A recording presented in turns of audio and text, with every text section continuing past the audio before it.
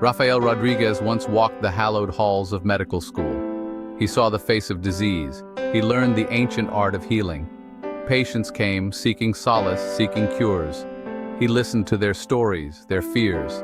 Yet a quiet disquiet began to stir within him, a sense of something fundamental, something just beyond his grasp. He excelled in his studies. His professors saw a bright future, but Raphael felt a pull towards the unseen, the microscopic battles waged within cells, the intricate dance of molecules. He found himself less captivated by symptoms, more by the underlying mechanisms of illness. The why and how became his obsession. The decision was not made lightly. To leave medicine is to abandon a sacred vow for many.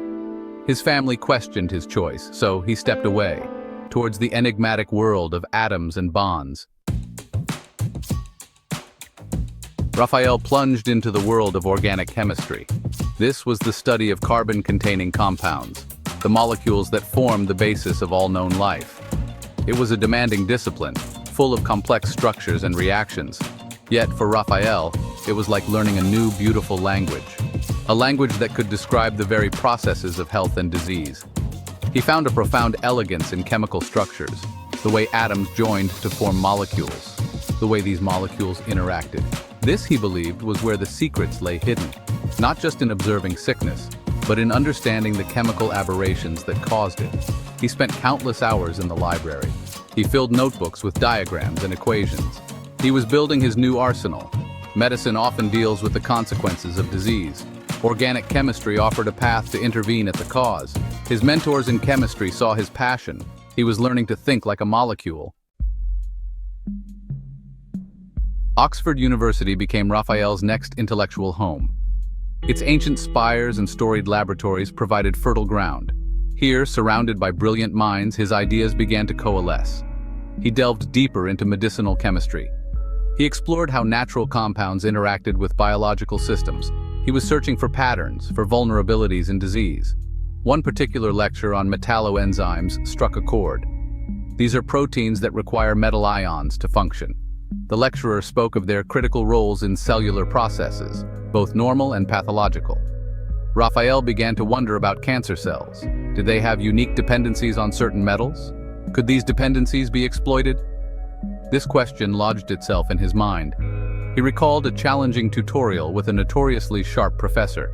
Raphael proposed a somewhat unorthodox idea, targeting metal metabolism in cancer. The professor, initially skeptical, pushed him hard, made him defend every assumption. This rigorous intellectual sparring was invaluable. It forced Raphael to refine his thinking, to ground his intuition in solid scientific principles. An idea that centered on iron, a common metal, and its role in cancer's relentless growth began to form. From Oxford, Raphael moved to Cambridge, another bastion of scientific excellence. It was here, in the dynamic environment of a cutting-edge chemistry lab, that the breakthrough occurred. He was working on synthesizing novel compounds designed to interact with specific biological targets. His focus remained on metal metabolism in cancer cells.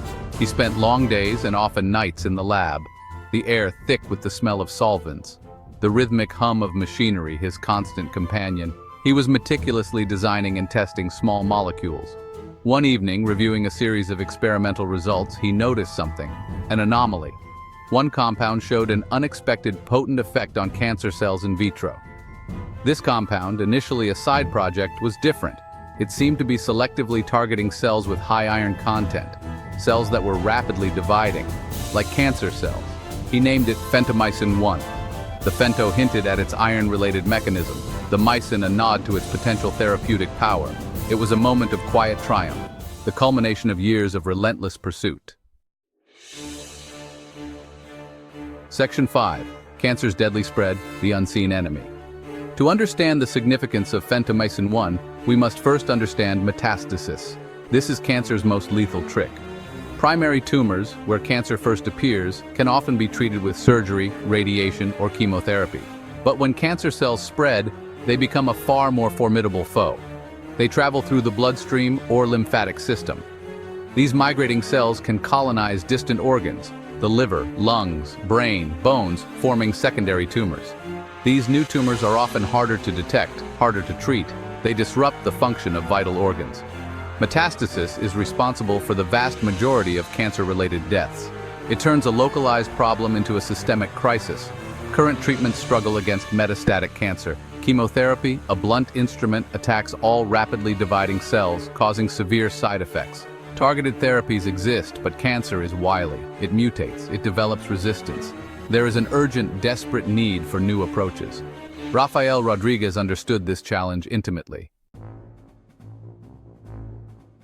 Section 6. The Iron Paradox. Cancer's hunger, phentomycin 1's weapon.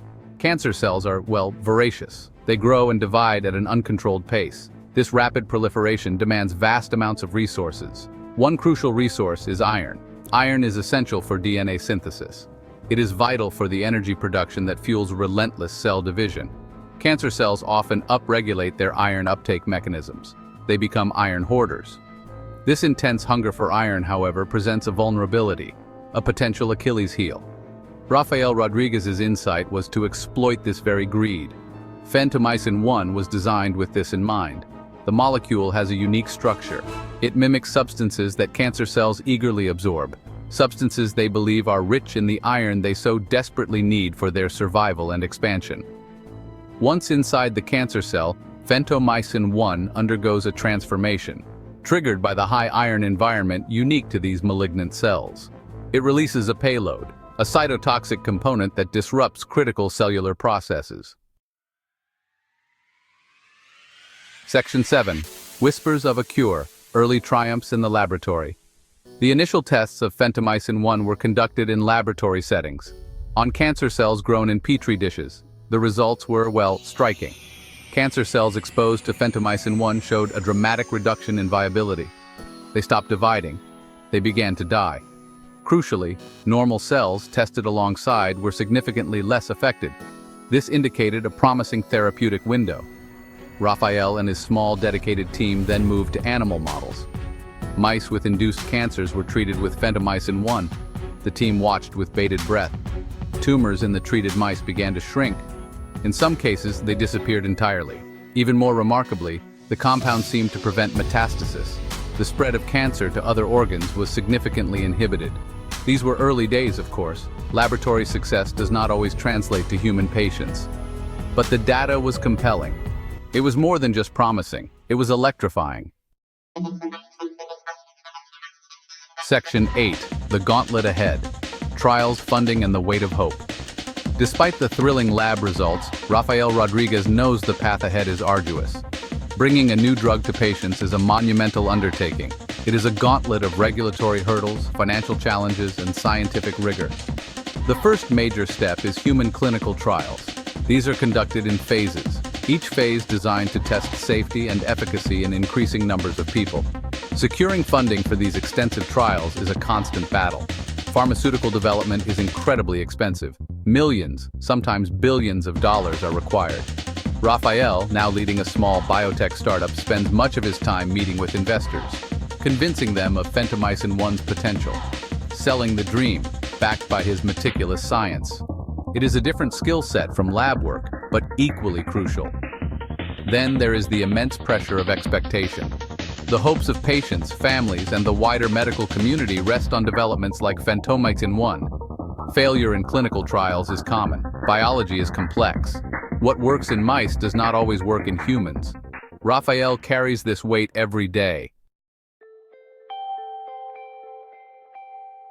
Section 9. A Future Remade. The Promise of Phentomycin 1. As of today, May 23, 2025, phentomycin 1 is poised on the cusp of wider human trials. The journey of Raphael Rodriguez, from medical school dropout to pioneering chemist, is a testament to the power of an unconventional vision. His work embodies the relentless pursuit of knowledge, the courage to challenge established paradigms, and a profound dedication to alleviating human suffering. If phentomycin 1 fulfills its early promise, the impact could be transformative. A treatment that selectively targets cancer cells, a treatment that tackles the deadly problem of metastasis. It could change the landscape of oncology. It could turn many aggressive cancers into manageable conditions, It could save millions of lives around the globe. This is the profound hope that phentomycin 1 represents. But Raphael remains grounded. He knows the statistics, he understands the long odds. Yet he is driven by an unshakable belief in his science, and by the faces of the patients he once saw, the patients he hopes his discovery will one day help. His dedication is not for fame